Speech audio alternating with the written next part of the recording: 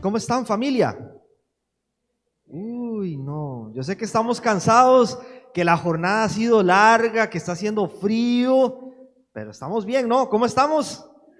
Ah, qué diferencia. Gracias a Dios, me alegro que estén bien.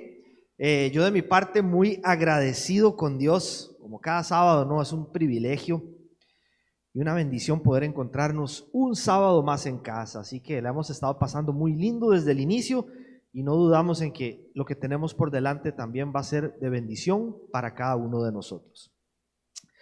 Continuamos, ¿no? con esta serie, ya 4 fines de semana, 4 sábados desarrollándola. La serie se llama Dios de Milagros. Y básicamente esta serie tiene como objetivo responder a la siguiente pregunta: ¿aún Dios hace milagros? En medio de una sociedad tan escéptica, en donde aún nosotros mismos, los cristianos, tenemos como una tendencia natural a dudar de todo, ¿sí? Cuestionamos todo constantemente, desconfiamos de las personas, desconfiamos de todo a nuestro alrededor, ponemos todo a prueba. Nos preguntamos, ¿es posible en medio de esta sociedad vivir creyendo que todos los milagros que nosotros leemos en las páginas de la Biblia, desde el Génesis hasta el Apocalipsis, puedan estar ocurriendo también en este tiempo? Esos milagros que Dios ha estado, obró, que leemos allí en la Escritura, en el Antiguo Testamento, en el Nuevo Testamento, ¿es posible? Ahora, esto es importante porque no es que esté mal someter las cosas a prueba. La palabra de Dios nos ordena hacerlo. Dice Primera de Tesalonicenses, allí en el capítulo 5, en el verso 21, dice: sométanlo todo a prueba y retengan lo bueno. Nosotros tenemos que filtrar las cosas, desechar aquello que no nos parece que se alinea tanto con la palabra de Dios y quedarnos con aquello que es bueno. Y luego en Primera de Juan 4, en el versículo 1, se nos dice lo siguiente: queridos hermanos, no crean a cualquiera que pretenda estar inspirado por el Espíritu, sino sométanlo a prueba para ver si es de Dios. Porque han salido por el mundo muchos falsos profetas. Tenemos que estar atentos. No es que esté mal someter las cosas a prueba, cuestionar, preguntarnos. El problema es que nosotros hemos invertido el orden y ponemos a prueba a Dios y a los hombres le creemos todo. Ese es nuestro problema principal. El filtro que estamos usando no es siempre el filtro correcto, porque filtramos las cosas a partir de nuestras experiencias, filtramos las cosas a partir de nuestras opiniones, de nuestros razonamientos, de nuestros prejuicios, de aquello que más nos conviene. Filtramos las cosas a partir de lo que la sociedad nos dice o dice que es bueno, y no a partir de la palabra de Dios. Entonces, a veces venimos a la Biblia, leemos todas estas cosas impresionantes que dice que Dios hizo allí, leemos sus promesas para nosotros, leemos lo que la Biblia nos enseña como una verdad, y a veces podemos llegar a dudar de las cosas que Dios nos promete allí. Nos preguntamos y sometemos a Dios y a la palabra de Dios a los más rigurosos filtros, buscando evidencias. Pero si alguna persona viene a veces y nos da una palabra profética para desatar algo en nuestra vida, eso lo creemos sin dudar. ¿Sí? Sí, qué palabra. Y cuestionamos otras veces la verdad de Dios en su palabra. A veces si algún político promete algo, sí, lo creemos y votamos. Pero cuando se trata de Dios, a veces nos cuesta creer, y cuando se trata de milagros, dudamos muchas veces de si Dios podría obrar estas cosas en nuestras vidas y alrededor de nuestras vidas. Por eso es que una vez más lo que hemos estado haciendo en estas semanas es abrir la palabra de Dios y revisar qué tiene que decir Dios al respecto con el tema de los milagros.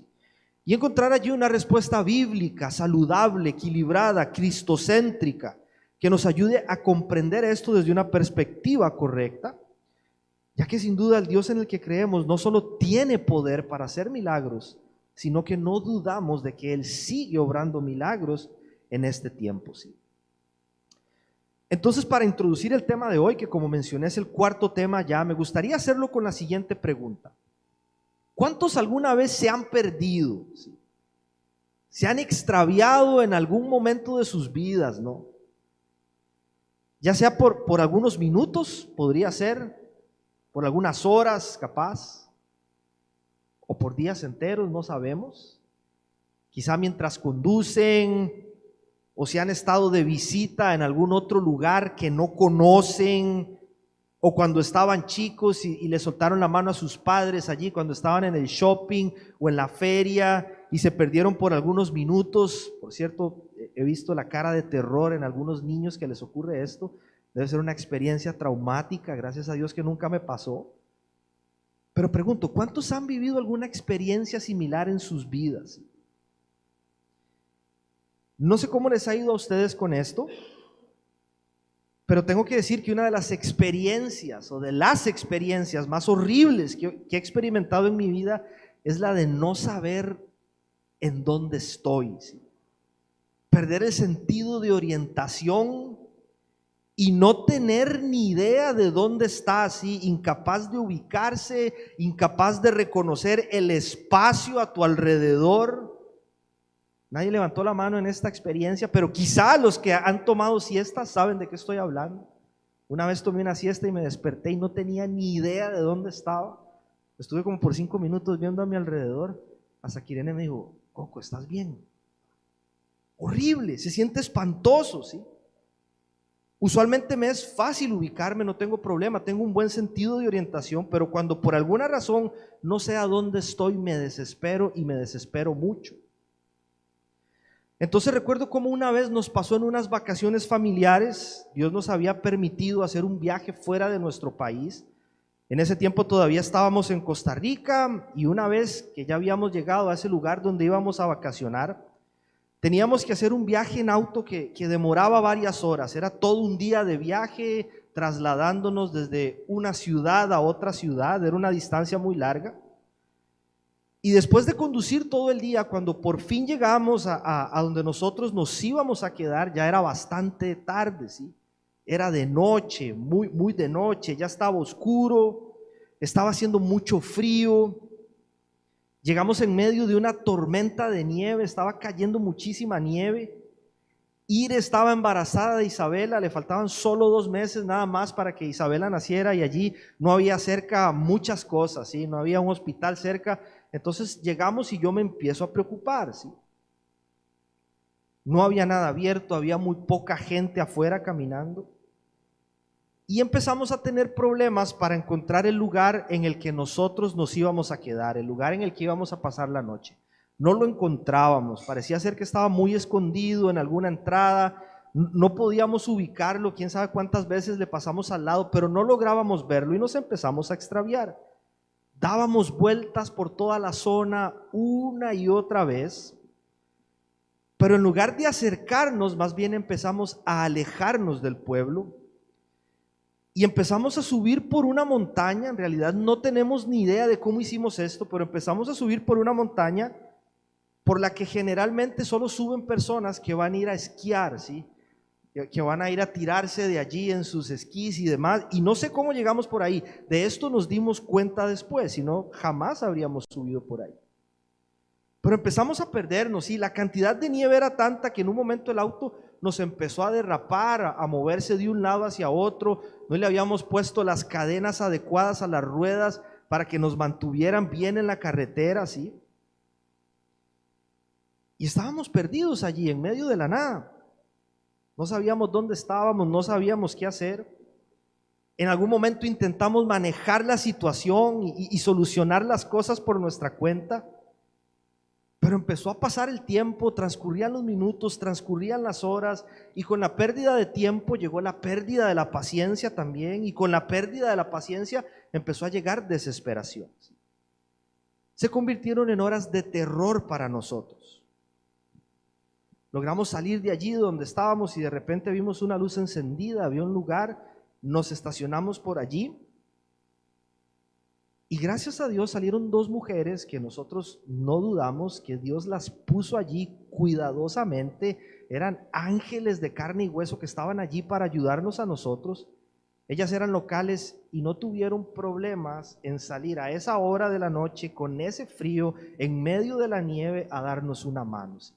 Y llamaron gente que nos pusiera lo que necesitábamos en las ruedas, nos ayudaron a ubicar dónde era que nos íbamos a hospedar, hasta fueron a buscar las llaves por nosotros.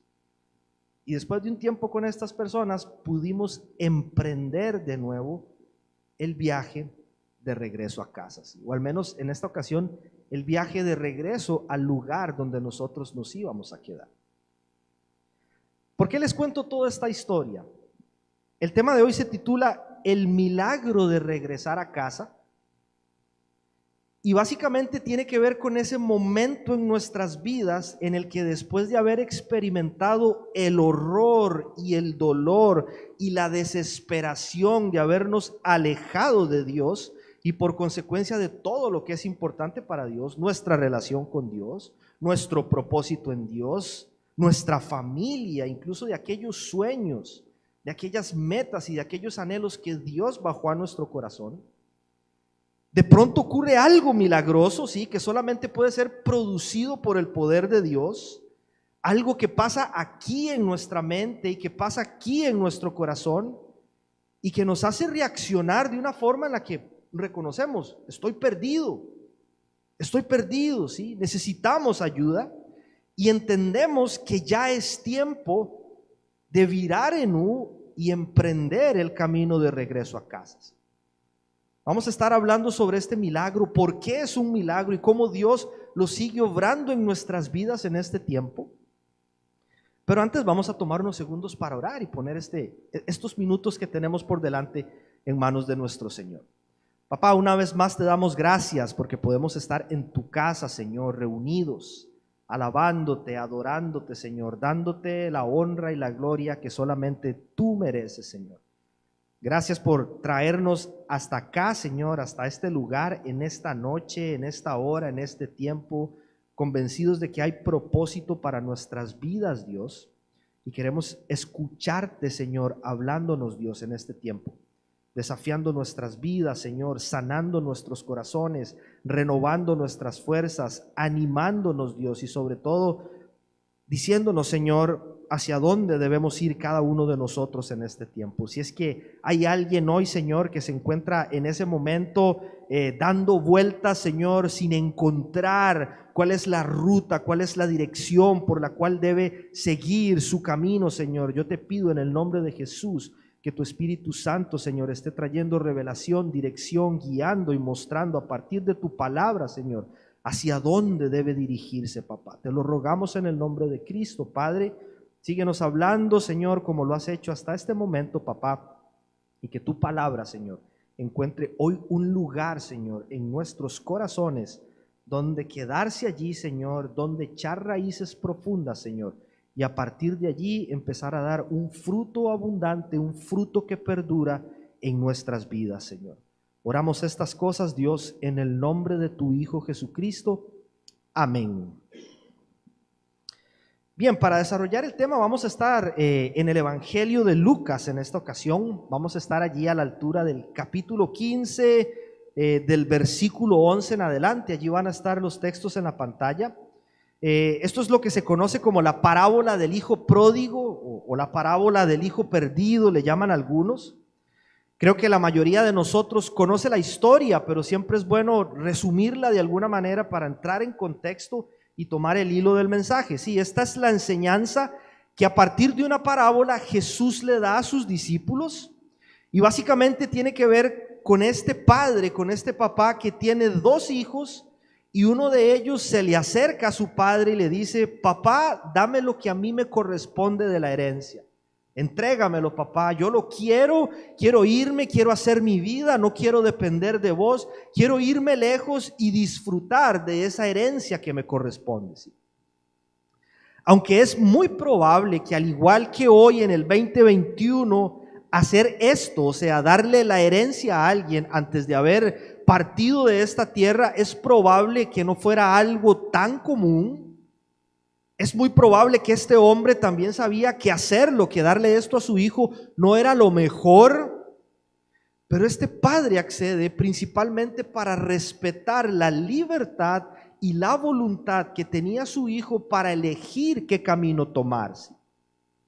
Así que su padre le dice, está bien, le entrega lo que le corresponde.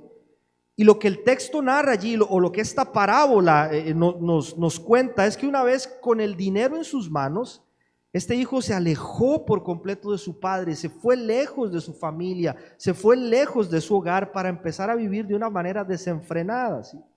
Empezó a llevar una vida llena de excesos, empezó a hacer su propia voluntad, a hacer lo que él quería, lo que más le gustaba, lo que le provocaba placer. Él se sentía que era el dueño del mundo, que era el dueño de su vida, que nadie podía decirle absolutamente nada porque él tenía control de todo.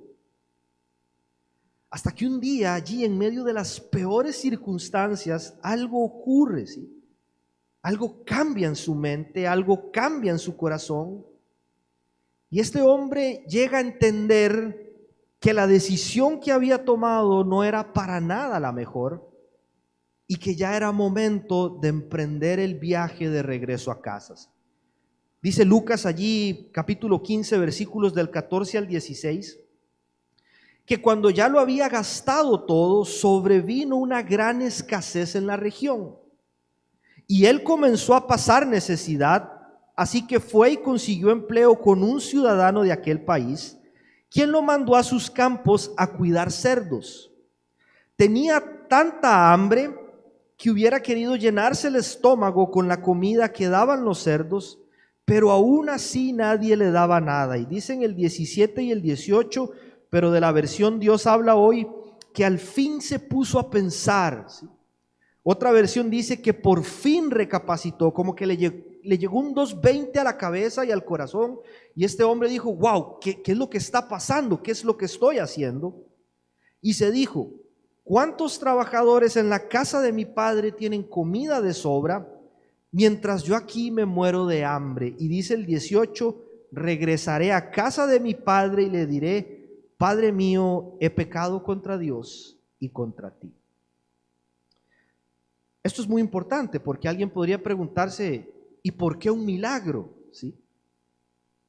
Alguien podría decir, bueno, en realidad a este hombre lo que lo está haciendo cambiar de rumbo son las circunstancias tan difíciles que está viviendo.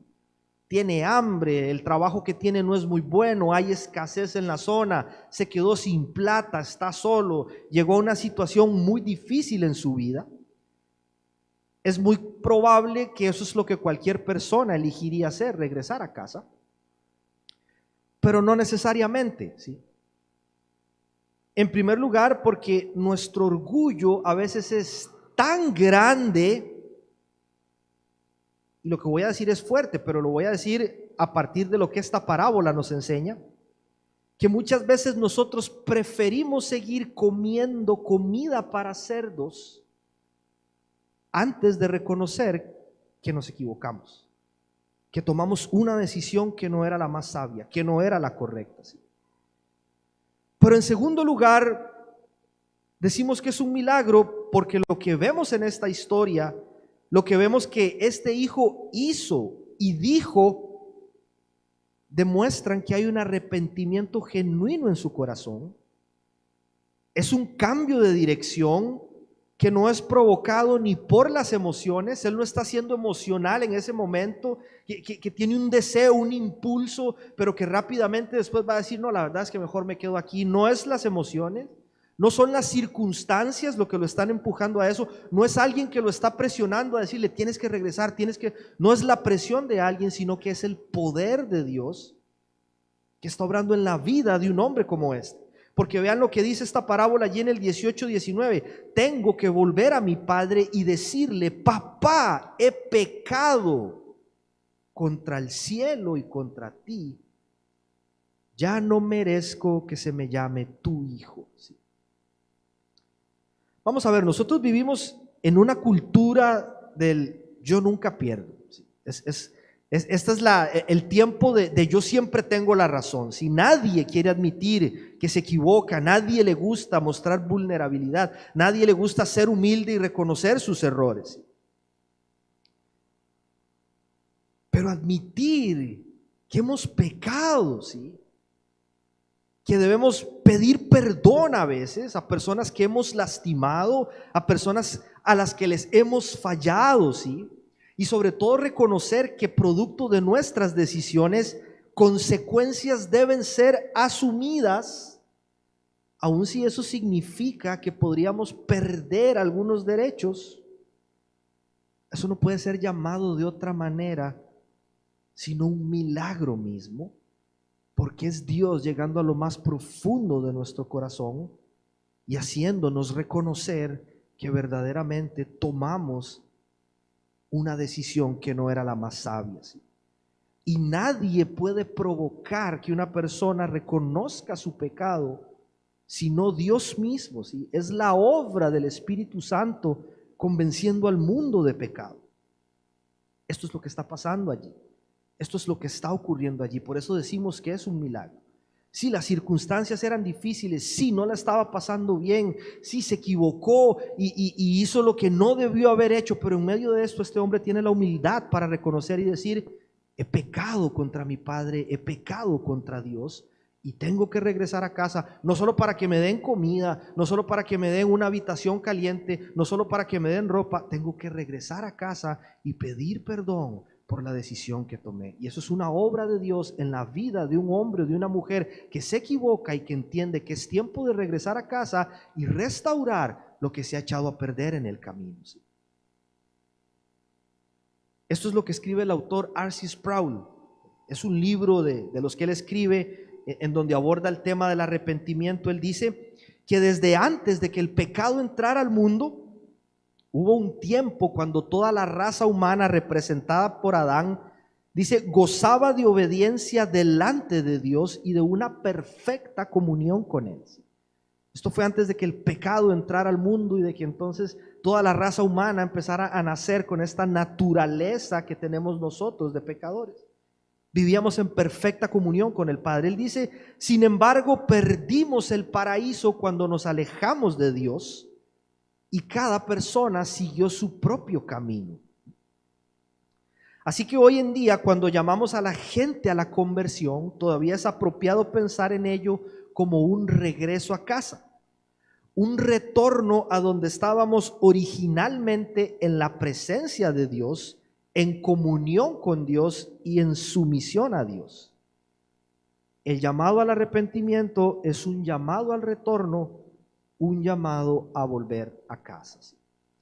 Yo leo este texto y a mí personalmente me encanta cómo él aborda esto del arrepentimiento, porque mientras que algunas personas buscan guiar a otros a regresar a casa a partir del terror, siembran terror en las personas para que cambien su forma de vida, usan el miedo, usan el castigo, usan la presión, a veces la fuerza, la persuasión, la manipulación. Dios usa métodos muy diferentes para traernos de regreso a casa. Dios usa el amor, Dios usa la compasión, Dios usa la gracia, Dios usa la misericordia, Dios usa la disciplina, sí, a veces, Dios usa la ternura, sí. Es muy diferente el concepto de regresar a casa desde una perspectiva de Dios, de la Biblia, de cómo Él nos atrae, de cómo Él nos llama de vuelta, de la que muchas veces nosotros queremos usar para intentar que alguien cambie su vida y se vuelva a algo que nosotros queremos. Dice Oseas 11, este es los versículos del 1 al 4, está hablando de cómo el amor de Dios se impone con fuerza por mucho, ¿sí? Por encima de la necedad, de la rebeldía y de la desobediencia de su pueblo. Dice, desde que Israel era un niño yo lo amé. De Egipto llamé a mi hijo, pero cuanto más lo llamaba, más se alejaba de mí. Y uno pensaría, bueno, ya Dios se dio por vencido, ¿no? Ya están demasiado lejos. Muchas veces podríamos llegar a pensar que algo así nos ocurre a nosotros, pero no.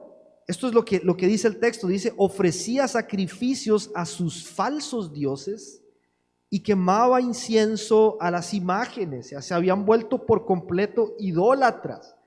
Y uno podría pensar, bueno, eso no es conmigo porque yo no le prendo incienso a ninguna imagen, yo no le hago sacrificios a ningún dios falso. Pero muchas veces nosotros rendimos culto a algo que llegó a ocupar en nuestro corazón un lugar que no es el lugar, que es el lugar que solamente le corresponde a Dios. Dice el 3, yo fui quien enseñó a caminar a Efraín, yo fui quien lo tomó de la mano, pero él no quiso reconocer que era yo quien le sanaba. A pesar de su necedad, de su desobediencia, de su idolatría, dice, yo era quien le sanaba. Y dice el 4, lo atraje con cuerdas de ternura, lo atraje con lazos de amor, le quité de la cerviz el yugo y con ternura me acerqué para alimentarlos. Y este es el Dios que constantemente se está acercando a nosotros con amor, con ternura, con compasión, con gracia, con misericordia, para atraernos hacia Él, para cautivarnos, para conquistar nuestro corazón, para sanar nuestras heridas y que nosotros recapacitemos y entendamos, me alejé, Señor, es tiempo de regresar a casa, es tiempo de regresar a tus brazos, Dios, y entregarnos por completo a nuestro Padre.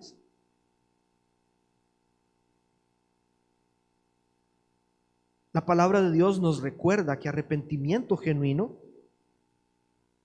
es como ese punto de inflexión, ¿sí? En donde Dios nos permite tocar un fondo para poder tocar el fondo de nuestros corazones.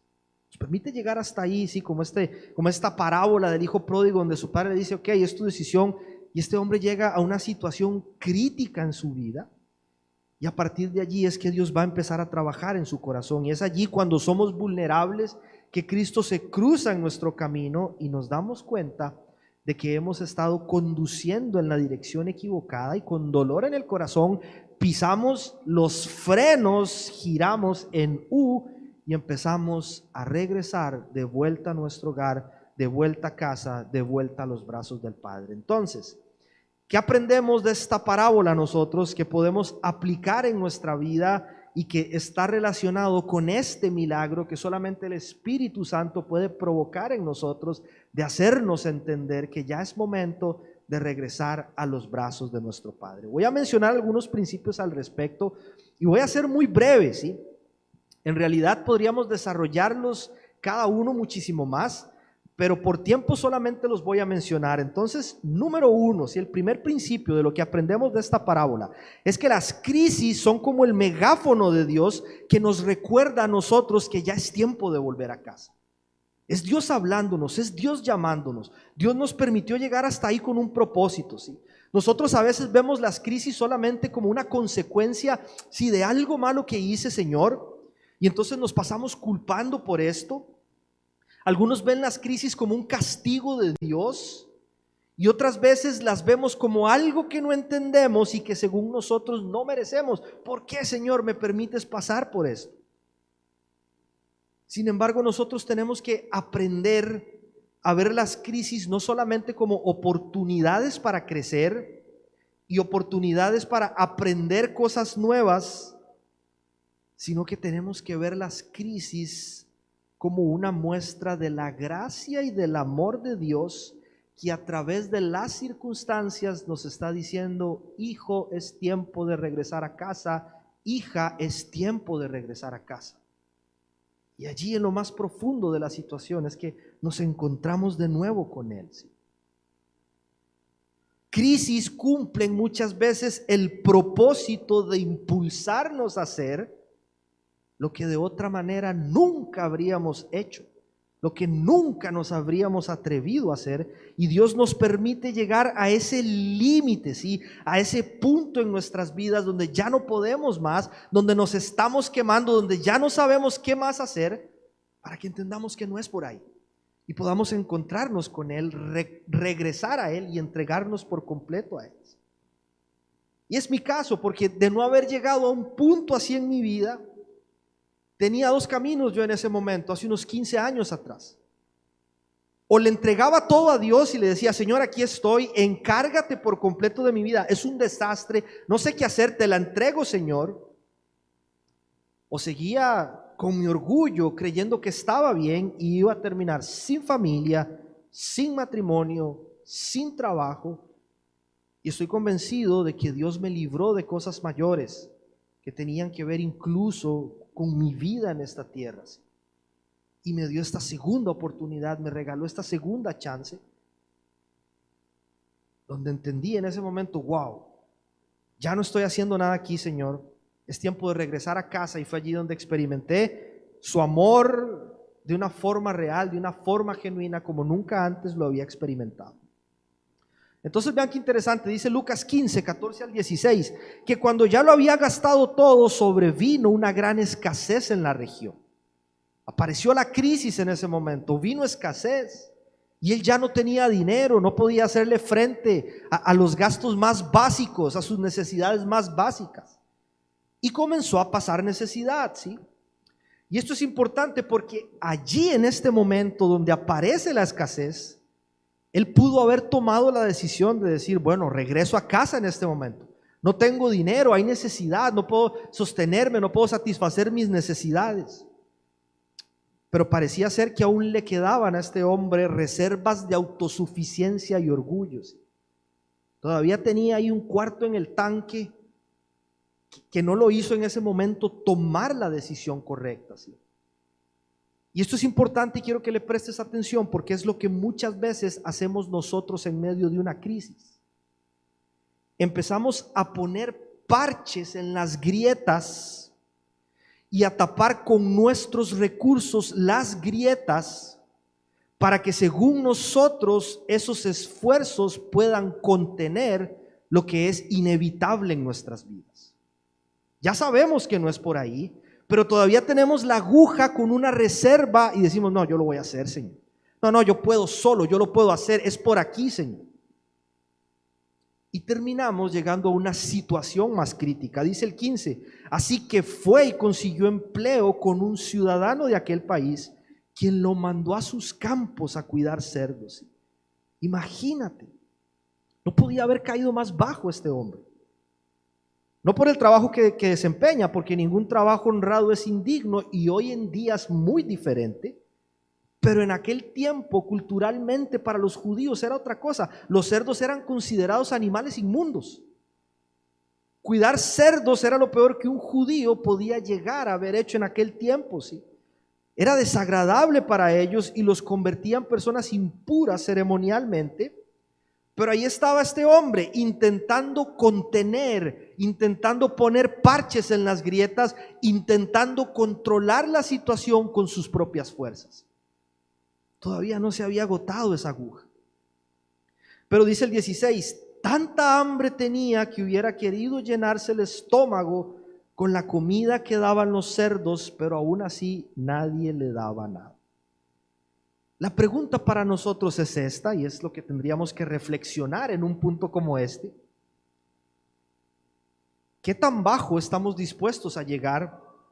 ¿O qué fondo estamos dispuestos a tocar para reconocer que no es por allí? ¿Qué tiene que pasar en nuestras vidas para entender que esa no es la dirección por la que Dios quiere que vayamos? ¿Qué tanto dolor, a veces innecesario, estamos dispuestos a sufrir o a hacer sufrir a nuestra familia para entender que no es por ahí y empezar a cambiar el rumbo de nuestras vidas? Nosotros tenemos que entender que hoy, en medio de nuestras circunstancias, hay un Dios que en este momento nos llama con amor, hay un Dios que quiere sanar nuestras heridas, hay un Dios que quiere que regresemos a casa, pero sobre todo hay un Dios que quiere hacerse cargo. Y regresar a casa podría tener diferentes matices para nosotros. Podría ser literalmente regresar a casa, podría ser tomar el camino de vuelta a un proyecto, a una meta, a un sueño, a algo que Dios me pidió hacer. podría ser regresar a mi relación con Dios de una forma más constante. Quizá la hemos descuidado.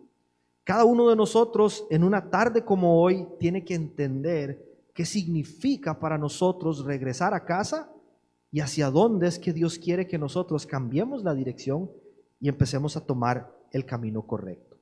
Uno, crisis son el megáfono de Dios, recordándonos que es tiempo de volver a casa. Pero número dos, las memorias se vuelven determinantes en el proceso de regresar a casa. Esto es hermoso, a mí me encanta, me vuela la cabeza, ¿sí? Fue algo que escuché recientemente del pastor Ricardo, dice en los versículos 17 y 18, por fin recapacitó, entendió, ¿sí? Le llegó corriente, le llegó el 2:20 y se dijo, ¿cuántos jornaleros de mi padre tienen comida de sobra y yo aquí me muero de hambre? Tengo que volver a casa de mi padre, ¿sí? Es maravilloso porque fue a partir de un recuerdo, ¿sí? Es a partir de una memoria de las cosas que en algún momento experimentó y que sabe que hay en la casa de su padre, lo que hizo a este hombre reaccionar y recapacitar sobre tomar la dirección correcta. Él está desesperado allí, él está tocando fondo, él no sabe qué hacer, él está perdido, él está solo, él ya no tiene fuerzas. Y de repente viene esta imagen de la casa de su padre. No es dolor lo que él recuerda, no es agresión lo que él recuerda, no son gritos, no es un abuso, no es indiferencia, no fue religiosidad lo que vino a su mente. Fue el recuerdo de la casa de un padre donde hay amor, donde hay comida, donde hay calidez, donde hay un hogar. Y dijo, ¿qué estoy haciendo aquí? No tengo necesidad de estar en este lugar, ¿sí?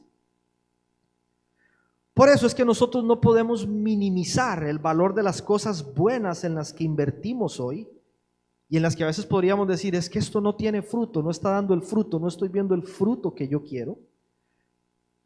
Pero podemos confiar en que en el futuro, mañana o cuando Dios quiera, eso que sembramos hoy podrían ser el recuerdo, la memoria que Dios use para traer a la mente de alguien, al corazón de alguien, y hacerlo tomar la decisión correcta de que ya es tiempo de regresar a casa. Y aquí la pregunta que se abre para nosotros es, ¿qué tipo de recuerdos y qué tipo de memorias estamos sembrando nosotros en nuestras familias? Recuerdos y memorias que transforman, que le devuelven la esperanza a alguien, o somos de los que sembramos cosas que más bien hacen huir a otros y correr más lejos de casas. Recuerdos, memorias, momentos sembrados en la mente y en el corazón de alguien, de nuestra familia, de un amigo, de un hermano en la iglesia, de un compañero de trabajo, de alguien que está cerca nuestro, pueden llegar a convertirse mañana en el GPS de Dios para traer a esas personas de regreso a sus casas. Y para quienes hemos cometido errores, porque todos nos hemos equivocado, todos hemos cometido errores, pero que en algún momento nos hemos esforzado por sembrar memorias en las vidas de aquellos que tenemos cerca, esto debe darnos esperanza de que algún día Dios va a usar eso para traer a quienes amamos de vuelta a su casa, de vuelta a su hogar, de regreso al lugar al cual pertenecen. Esta semana que pasó, he estado hablando con una persona que nos ha estado visitando constantemente y él decía, estoy intentando reconstruir los muros de mi vida, y él me decía esta frase que me pegó, me llegó al corazón. Él me dijo, los mejores recuerdos que tengo en mi vida han sido cuando he estado bien con Dios. Por eso ahora es que estoy intentando regresar a casa, ¿sí? Todas esas memorias que él tiene de chico, de un familiar que le predicó el evangelio, de una tía que lo llevó a la escuela dominical, de un padre que le predicó el evangelio en su casa, de alguien que sembró una semilla en la iglesia. Todas estas memorias es lo que Dios está usando hoy para ayudar a este hombre a reconstruir su vida y que vuelva a emprender el camino de regreso a casa. Entonces, número uno, crisis son el megáfono de Dios que nos recuerdan que es tiempo de volver a casa. 2, las memorias son determinantes en el proceso. Y 3, regresar a casa significa que nosotros también nos hemos equivocado, que no siempre la culpa la tienen otros, ¿sí?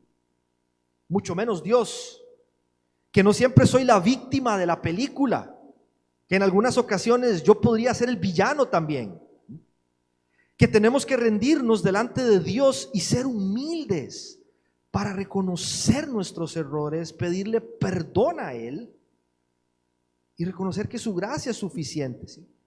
Pero esto es quizá de las cosas que a nosotros más nos cuesta, porque estamos tan heridos a veces, estamos tan lastimados, que nos es difícil mirar hacia adentro de nosotros, mirarnos a nosotros mismos y reconocer cuáles han sido nuestros errores, ¿sí?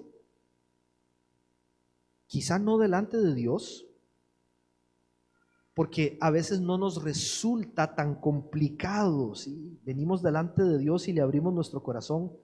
De todas formas, nadie nos ve, pensamos, esto es entre Dios y nosotros. Pero el verdadero desafío de humildad, la verdadera prueba de humildad, de arrepentimiento del corazón, es tener el valor suficiente para reconocer mi error delante de otros y pedir perdón, si es que tengo que pedir perdón.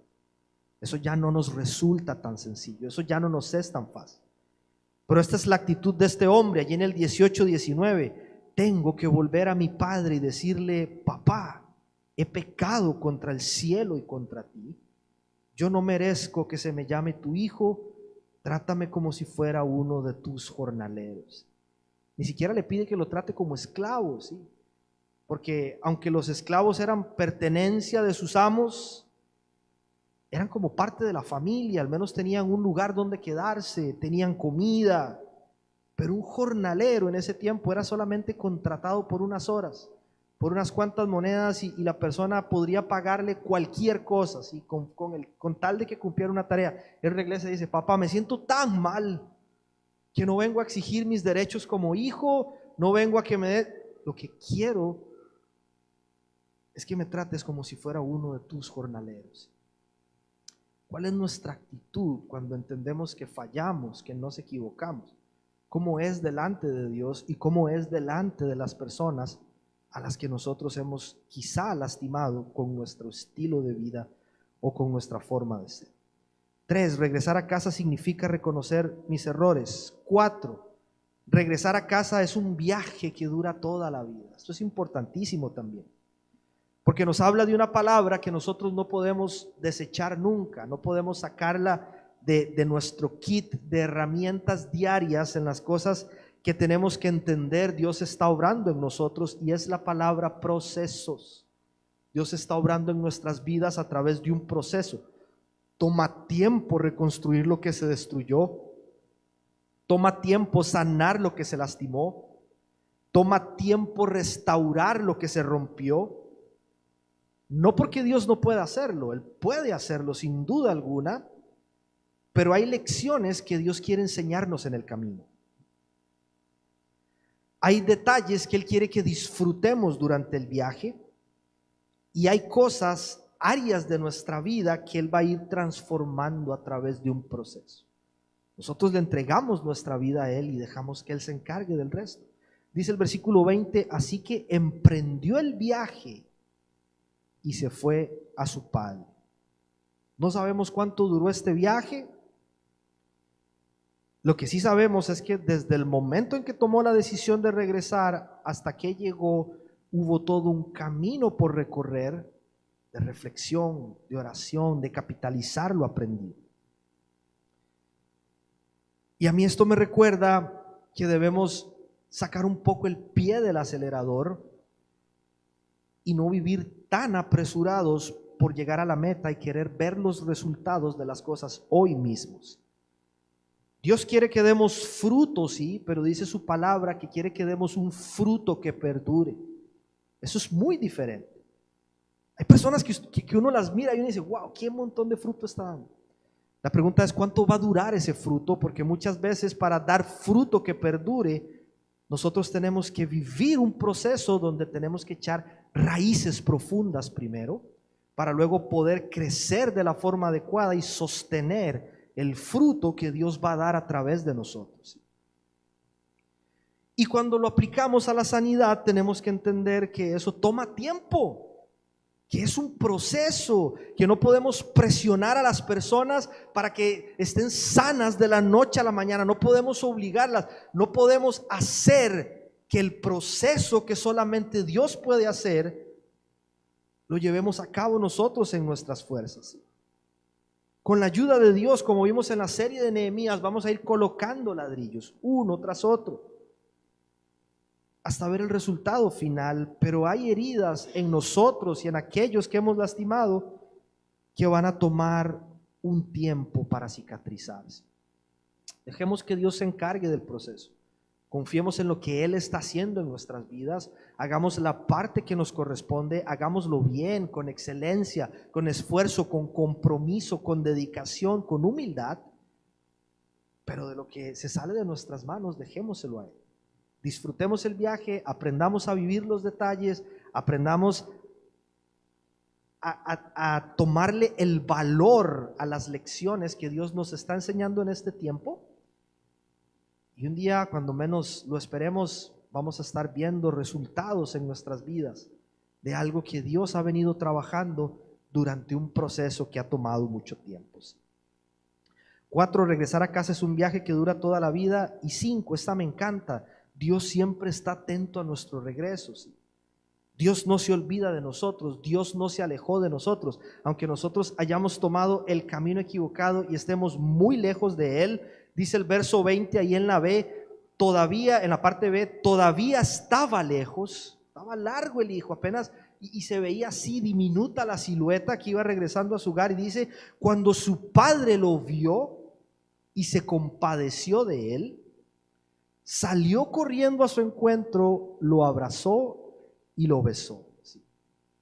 Alguien decía que esta historia no debería llamarse la parábola del hijo pródigo, del hijo perdido, sino la parábola del padre amoroso, porque es lo que más nos recuerda a nosotros, cómo es el amor de un padre que está dispuesto a salir al encuentro de alguien que hace poco tiempo le dio la espalda, que hace poco tiempo dijo, no te necesito, yo puedo solo, no te quiero en mi vida, déjame en paz. Pero allí está atento a que su hijo regrese a casa.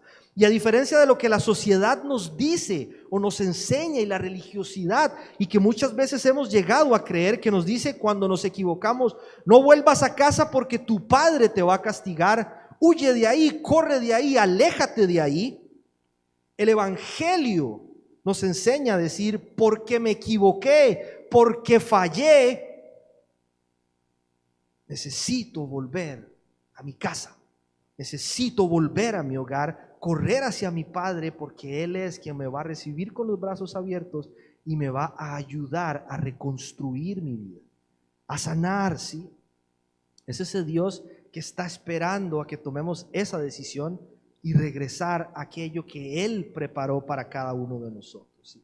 5, Dios siempre está atento a nuestro regreso. Y número 6, esto es lo último, que capaz no es tan positivo, pero es algo que tenemos que tener en cuenta siempre, es algo que tiene que estar en el presupuesto, y es que no todos van a estar contentos con que regresemos a casa.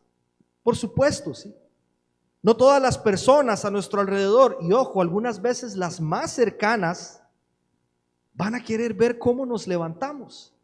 Van a querer ver cómo salimos del lodo, cómo salimos de la situación en la que estamos y empezamos a reconstruir nuestra vida de una forma que honre a Dios. Algunos siempre van a querer vernos lejos. Algunos siempre van a querer vernos derribados, caídos. Algunos con complejo de superioridad que ignoran la gracia de Dios sobre sus vidas, consideran que por alguna razón merecen más que otros. Y van a preferir vernos en la chanchera con la vida hecha pedazos. Esta fue la reacción del otro hijo que se quedó con su padre y que hizo las cosas bien, ¿sí? Él pensó que todo lo había hecho bien, ¿sí? Que él era el hijo perfecto, el que estaba allí por mérito propio, ¿sí? Cuando se enteró de que su hermano regresó y que su padre hizo fiesta y que lo había recibido tirando la casa por la ventana, dice, indignado, estaba indignado. El hermano mayor se negó a entrar allí al lugar donde estaban celebrando, a abrazar a su hermano, a festejar que había vuelto a casa, que había encontrado el camino correcto. Más adelante lo que hace es confrontar a su padre y lo cuestiona: ¿por qué estás actuando de esta forma? Quizás este hermano consideraba que lo que su hermano pecador merecía era el castigo de Dios y no el amor de su padre. que se merece el castigo, ¿sí? Te abandonó, papá, nos abandonó, se llevó la herencia, se la gastó toda y ahora vuelve. No, no merece eso, envíalo con los jornaleros. Este padre lo abraza, lo besa, lo viste, hace fiesta, le da lo mejor que tiene, ¿sí?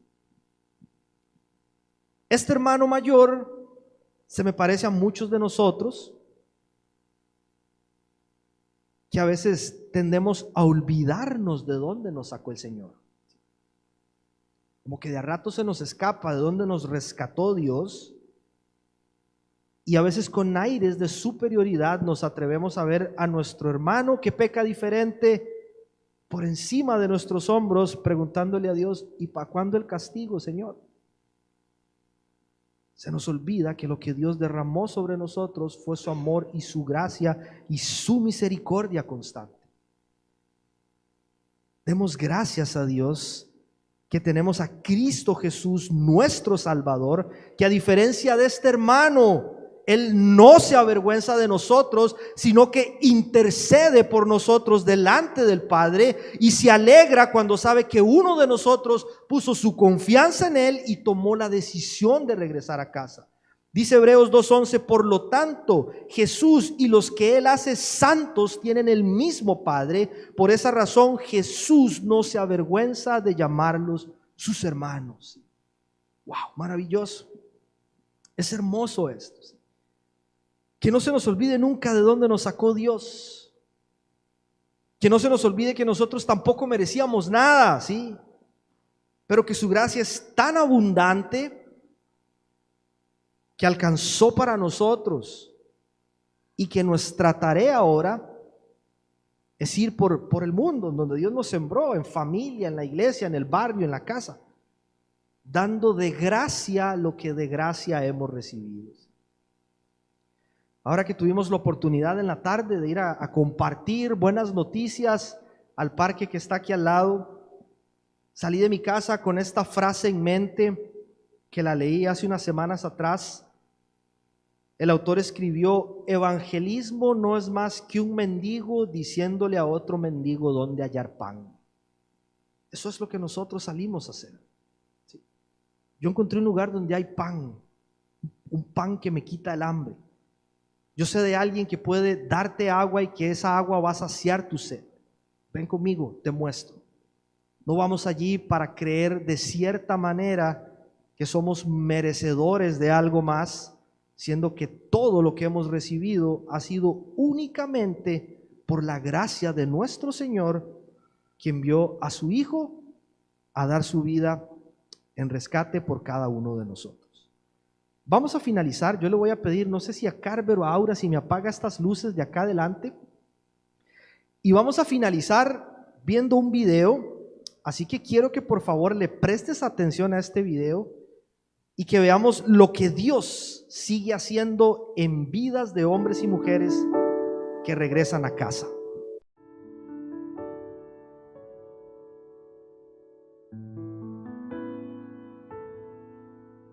Hola, soy Santiago, tengo 22 años. Yo soy Kim y tengo 21 años y estoy casada con Santiago hace 6 meses. Yo nací en un hogar cristiano, mis padres iban a la iglesia. Tomé la decisión de bautizarme con 12 o 13 años. Empecé a fumar marihuana cuando tenía 14 años. Luego, como a mis 15 años, dejé de ir a la iglesia. Buscaba algún tipo de libertad fuera de la iglesia, que yo pudiera manejarme por mí mismo, y empecé una vida carente de sentido. Yo nací en un hogar cristiano también, pero en el cual no se compartían quizá algunos valores de la iglesia. Y me acuerdo que cuando conocí lo que era Jesús, era muy chica, tenía 5 años y fue en una escuelita. Cuando empecé a crecer, empecé a tener amigos. Creo que es algo que nos pasa a todos, que nos terminan llevando hacia un lado que quizá no era el lado correcto, y empecé a vivir una vida de excesos, empecé a vivir una vida de depresión, de no salir de mi cuarto, de estar como buscando algo que me llene. O sea, como decía Santi, estar buscando un propósito en mi vida. Empecé con relaciones que no me hacían bien, empecé a buscar como amor, pero quizás en personas que no me iban a dar el amor correcto, y me terminé alejando de nuevo de Dios. Y me acuerdo que esa noche me pasó algo re feo. O sea, me quedé sin boletos en la calle, era muy tarde, estaba sola y estaba esperando el ómnibus que no pasaba y no tenía cómo volver a mi casa porque estaba muy lejos. Y me acuerdo que fue algo súper raro porque me había quedado sin carga en el celular. O sea, estaba realmente sin ningún medio para buscar a alguien que me ayude. Y intenté de nuevo prender el celular y me acuerdo que tenía carga el celular y pude escribirle a un amigo que me fue a buscar y entendí realmente que había sido Dios, que tuvo misericordia de mí en ese día porque yo lo había negado y le había dicho que no necesitaba. Y me acuerdo de eso, que para mí fue como algo que me marcó mucho y me hizo entender que Dios realmente estaba en mi vida. Escribiría ese momento de mi vida como estar en un pozo, realmente, en un pozo profundo, así creo que me sentía. Yo estaba en YouTube y mágicamente apareció una canción de un cantante que Dios usó para hablarme realmente, donde describía tal cual mi situación y el sentimiento que yo estaba pasando en ese momento. Y realmente sentí que era Dios mostrándome una puerta de salida. Entonces, en ese momento solté todo lo que estaba haciendo. Yo en ese momento estaba fumando y agarré y tiré todo a la basura. Y me arrodillé en mi cuarto a orar y le dije a Dios que ya no estaba contento, que me perdonara, pero que ya no estaba contento con esa situación. Y yo en mi interior sabía que el único que podía ayudarme con eso era Él.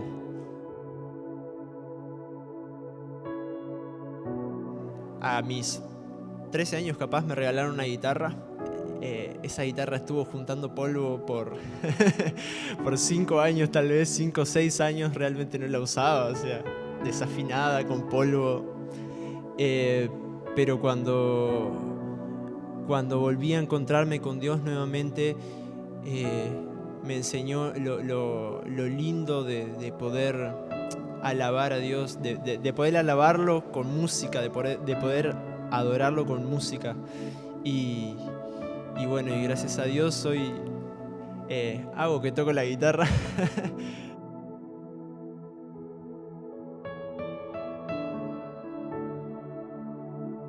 Gracias a Dios hoy también tengo un propósito mayor, tengo en la vida, tengo una meta, tengo un objetivo.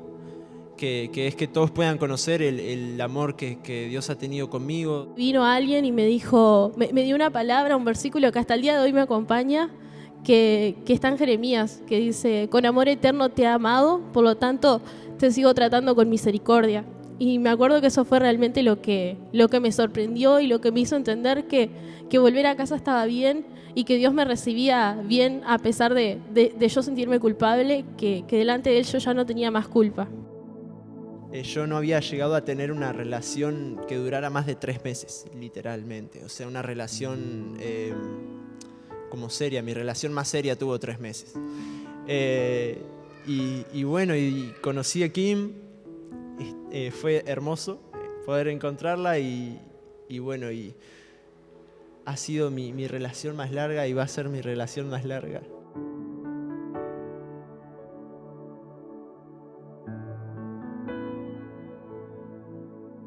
Que Dios puede realmente cambiar tu vida y que no importa nada de lo que hayas hecho, que para Dios ya todo está pago.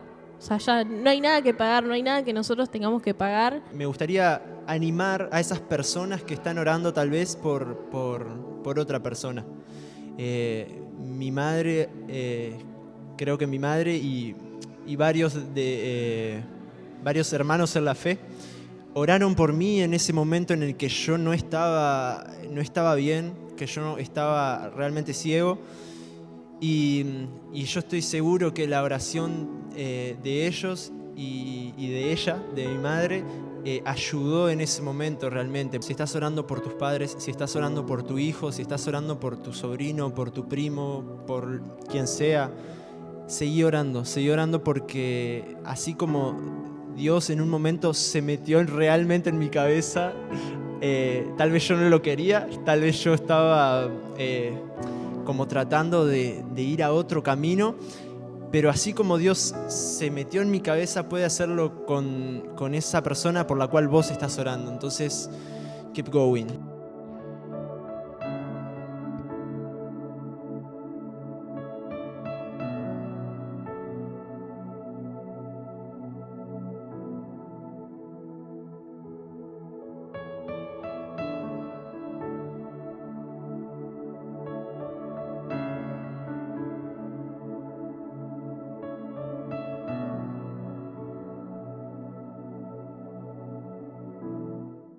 Yo creo que Dios sigue haciendo milagros.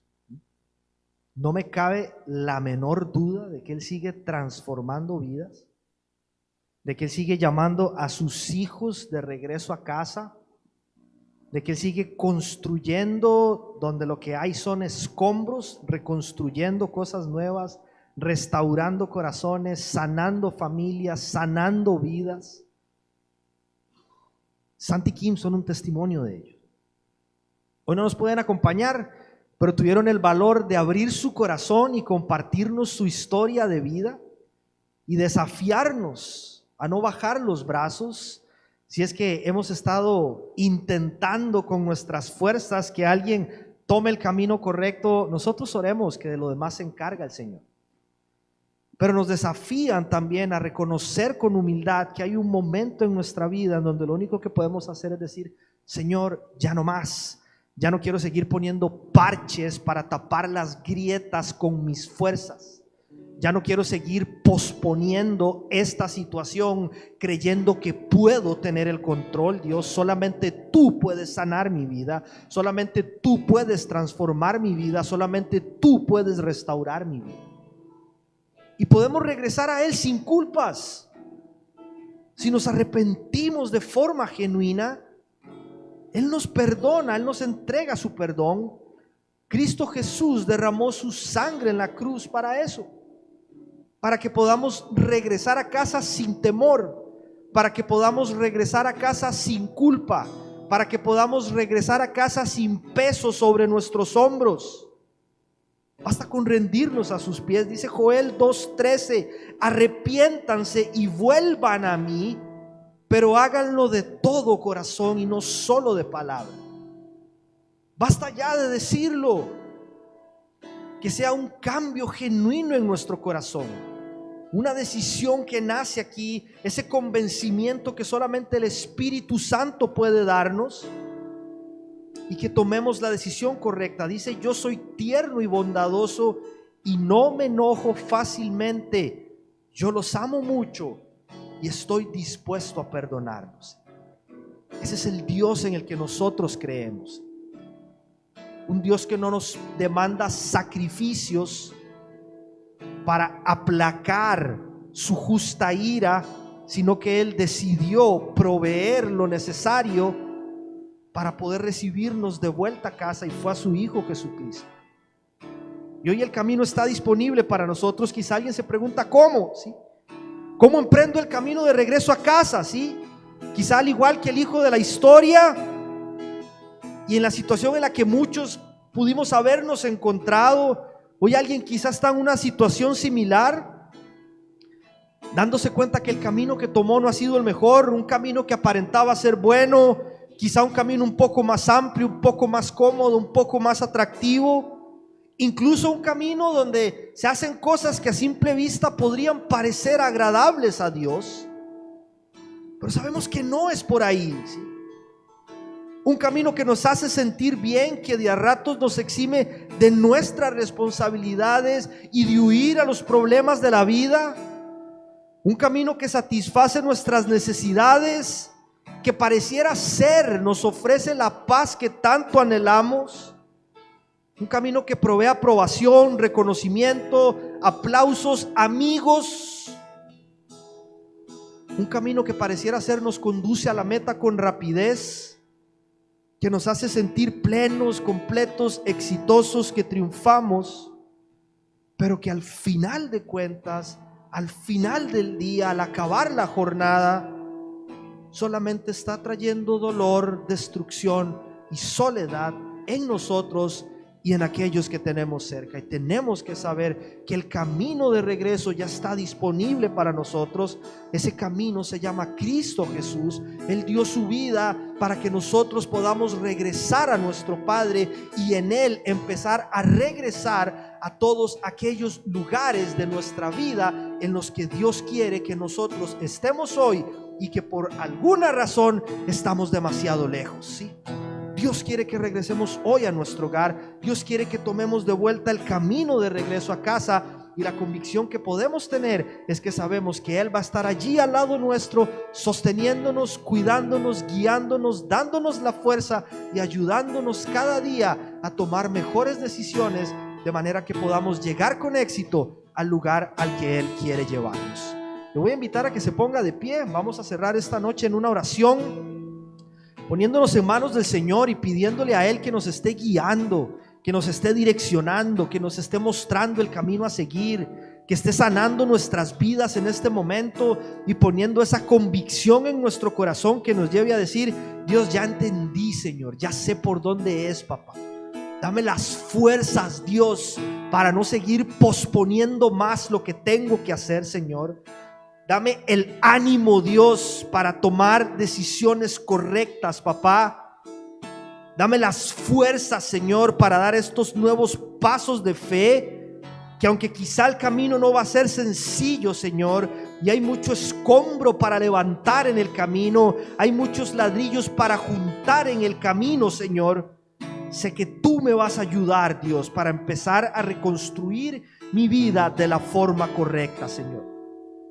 Quizá hoy alguien tiene que pedir perdón a Dios allí donde está en su corazón y decirle de forma genuina: Señor, perdóname porque he creído, papá, que puedo tapar esas grietas con mis fuerzas.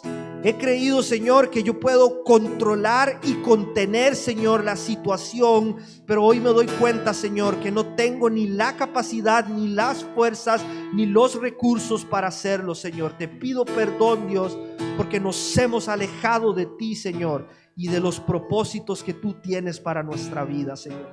Pero gracias, Dios, porque hoy podemos, Señor, por Cristo Jesús, emprender el camino de regreso a casa, Señor, a tus brazos, a tener una relación constante y genuina con vos, Señor, a retomar todos esos proyectos que hemos dejado en el camino, Señor, a reconquistar, Señor, aquellas cimas que en algún momento parecían imposibles, Señor, y en las que nos dimos por vencido, que tiramos la toalla, pero que entendemos, Dios, es por allí donde tú quieres que vayamos, Padre. Ayúdanos, oh Señor, en el nombre de Jesús. Y una vez más, Señor, por tu Espíritu Santo, Señor, provoca ese milagro, produce ese milagro en nosotros, Señor, de reconocer, Padre, que no es por allí por donde vamos, Dios, y que tenemos con urgencia que tomar de nuevo el camino que nos lleva a casa, Señor.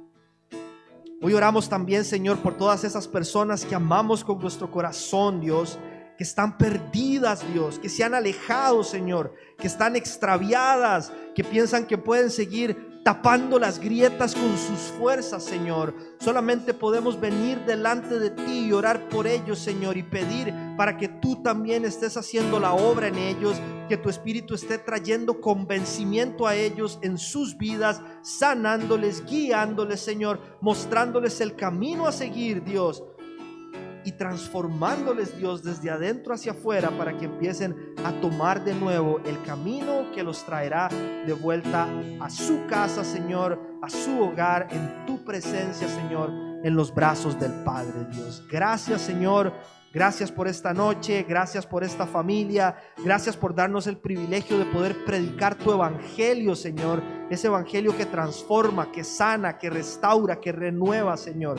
Gracias, Dios bueno, porque podemos estar hoy en tu casa, papá, delante tuyo, Señor. Y como decía ese texto que leíamos de Joel, Señor, sabemos que eres un Dios amoroso, Señor, que nos perdona, Señor, y que no tarda, papá, en darnos una mano y traernos de nuevo, Señor, al lugar al cual pertenecemos, papá. Gracias una vez más, Señor. Bendigo a cada persona que está hoy acá, a cada familia que representa, Señor. Renueva sus fuerzas, Dios, en este tiempo y condúceles con bien de vuelta a su hogar, Señor. Oramos estas cosas, papá, en el nombre poderoso de tu Hijo Jesucristo. Amén y amén.